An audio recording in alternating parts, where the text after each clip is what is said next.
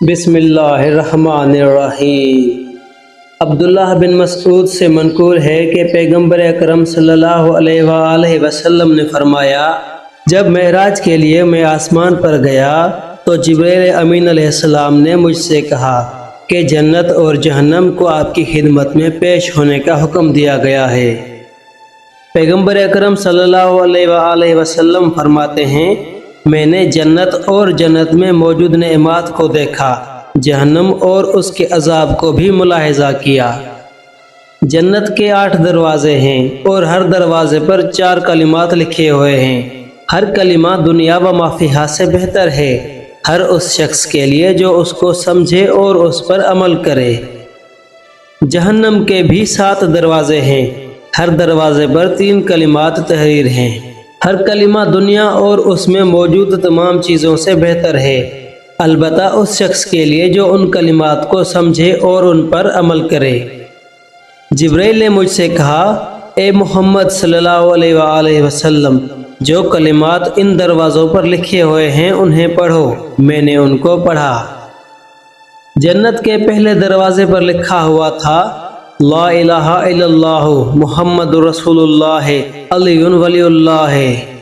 ہر چیز کے لیے سبب ہوتا ہے اور خوشحال زندگی کے لیے 4 اسباب ہیں۔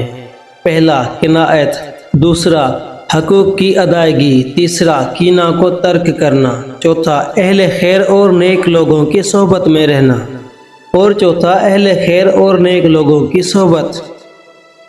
جنت کے دوسرے دروازے پر لکھا ہوا ہے، لا الہ الا اللہ محمد رسول اللہ علی ولی اللہ۔ جس طرح ہر چیز کے اسباب ہیں، اسی طرح آخرت میں سرور و خوشحالی کے 4 اسباب ہیں۔ پہلا یتیموں کے سر پر شفقت کا ہاتھ پھیرنا، دوسرا بیوہ خواتین سے ہمدردی، تیسرا مومنین کی حاجات پورا کرنے کی کوشش کرنا، اور چوتھا فقراء و مساکین کے ساتھ تعاون۔ جنت کے تیسرے دروازے پر لکھا ہوا ہے، لا الہ الا اللہ محمد رسول اللہ علی ولی اللہ۔ ہر چیز کی وجہ اور علت ہوتی ہے، ہر چیز کی وجہ اور علت ہوتی ہے۔ دنیا میں صحت و سلامتی کی وجہ اور علت 4 چیزیں ہیں۔ پہلا کم بولنا، دوسرا کم سونا، تیسرا کم چلنا یعنی مسافرت کم اختیار کرنا، اور چوتھا کم کھانا ہے۔ جنت کے چوتھے دروازے پر لکھا ہوا ہے، لا الہ الا اللہ محمد رسول اللہ علی ولی اللہ۔ پہلا، جو شخص خدا اور روز آخرت پر ایمان رکھتا ہے وہ مہمان کا احترام کرے۔ دوسرا، جو شخص خدا اور روز آخرت پر ایمان رکھتا ہے وہ ہمسایہ کا احترام کرے۔ تیسرا، جو شخص خدا اور روز آخرت پر ایمان رکھتا ہے وہ والدین کا احترام کرے۔ اور چوتھا یہ کہ جو شخص خدا اور روز آخرت پر ایمان رکھتا ہے وہ نیکی اور اچھائی کی بات کرے یا خاموش رہے۔ جنت کے 5ویں دروازے پر لکھا ہوا ہے، لا الہ الا اللہ محمد رسول اللہ علی ولی اللہ۔ پہلا، جو شخص یہ چاہتا ہے کہ اس پر ظلم نہ ہو تو وہ کسی پر ظلم نہ کرے۔ دوسرا، جو شخص یہ چاہتا ہے کہ اس کو گالی نہ دی جائے تو کسی کو گالی نہ دے۔ تیسرا، جو شخص یہ چاہتا ہے کہ وہ ذلیل و خوار نہ ہو تو وہ کسی کو ذلیل و خوار نہ کرے۔ اور چوتھا یہ کہ جو شخص یہ چاہتا ہے کہ دنیا اور آخرت میں وہ عروۃ الوثقی یعنی اللہ کی مضبوط رسی کے ساتھ متمسک رہے تو وہ یہ کہے، لا الہ الا اللہ محمد رسول اللہ علی ولی اللہ۔ جنت کے 6 دروازے پر لکھا ہوا ہے، لا الہ الا اللہ محمد رسول اللہ علی ولی اللہ۔ پہلا، جو شخص یہ چاہتا ہے کہ اس کی قبر وسیع ہو تو وہ مسجد بنوائے۔ دوسرا، جو شخص یہ چاہتا ہے کہ قبر میں اس کے بدن کو کیڑے نہ کھائیں وہ مسجد کو اپنے بیٹھنے کی جگہ قرار دے۔ تیسرا، جو شخص دوست رکھتا ہے کہ قبر میں اس کا بدن تر و تازہ رہے اور بوسیدہ نہ ہو تو وہ مساجد میں صفائی کیا کرے۔ اور چوتھا یہ کہ جو شخص دوست رکھتا ہے کہ وہ دنیا میں رہ کر جنت میں اپنا مقام دیکھے تو وہ مساجد میں فرش یعنی در اور چٹائی وغیرہ کا انتظام کرے۔ جنت کے 7ویں دروازے پر لکھا ہوا ہے، لا الہ الا اللہ محمد رسول اللہ علی ولی اللہ۔